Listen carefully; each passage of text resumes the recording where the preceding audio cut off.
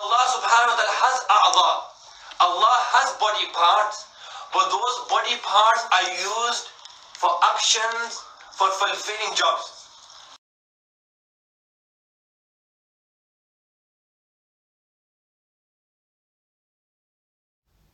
So Hanafi Saab says that Allah has body parts.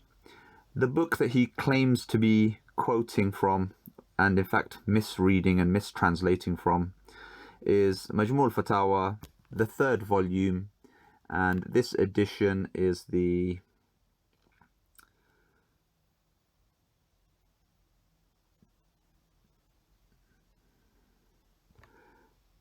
(2005) edition. Let's see what page number 53 in this volume actually says.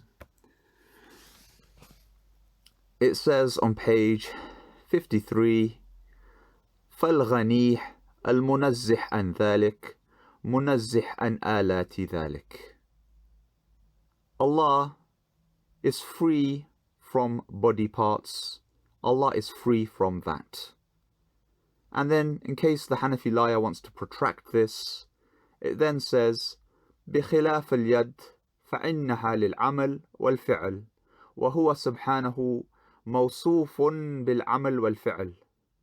With the exception of the hand, because that is for deeds and acts, and he, glory be to him, Allah, is described with deeds and acts. Who is telling the truth here? Shaykh al-Islam ibn Taymiyah says Allah is free from body parts. Hanafi says he has body parts. You decide.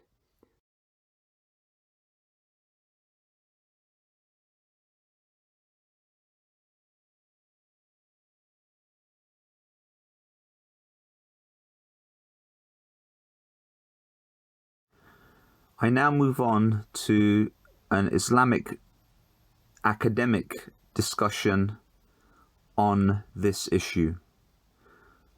Sheikh Yasir Hanafi has stated that God does have body parts, and he claims that that's the stance of Ibn Taymiyah.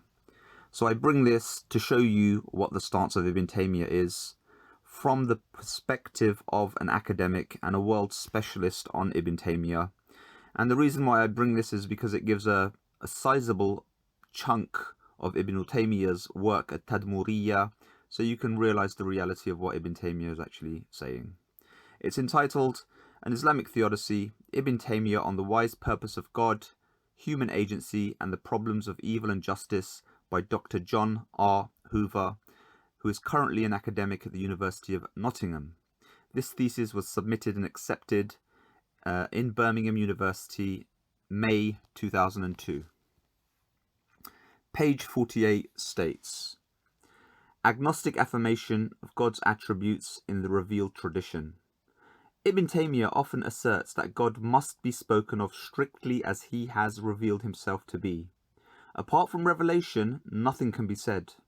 This approach rests on the Quranic verse, there is nothing like him and he is all-hearing, all-seeing. The Sheikh understands this to entail both a literal negation of God's likeness to any creature and an affirmation that God has attributes called hearing and seeing. By extension, all other attributes that appear in the authoritative sources must be affirmed as they are, but always with the qualification that they are wholly unlike those in creatures. A typical statement of this position occurs in Ibn Taymiyyah's Tadmuriyah Creed.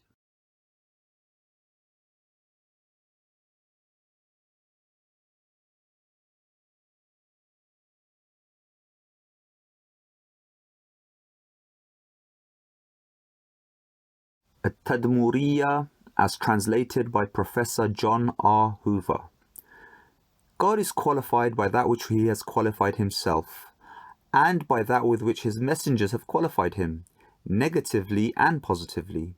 What God establishes for himself is established, and what he negates for himself is negated. It is known that the way of the Salaf of the community and its Imams is establishment of the attributes that he establishes without giving them modality, likening them to something else, and without distorting them or stripping them away. Likewise, they negate of him what he negates of himself. Their way involves establishing his names and attributes as well as negation of his likeness with creatures, establishing without assimilating him to creatures, declaring him incomparable without stripping away his attributes. And he said, there is nothing like him, and he is all-hearing, all-seeing. Quran 42:11. In this statement, there is nothing like him, is a rejection of assimilation and likening, and his statement, he is all-hearing, all-seeing, is a rejection of the heresy and stripping away.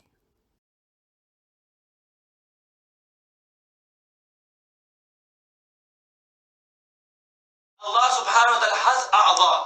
Allah has body parts, but those body parts are used for actions, for fulfilling jobs. My life.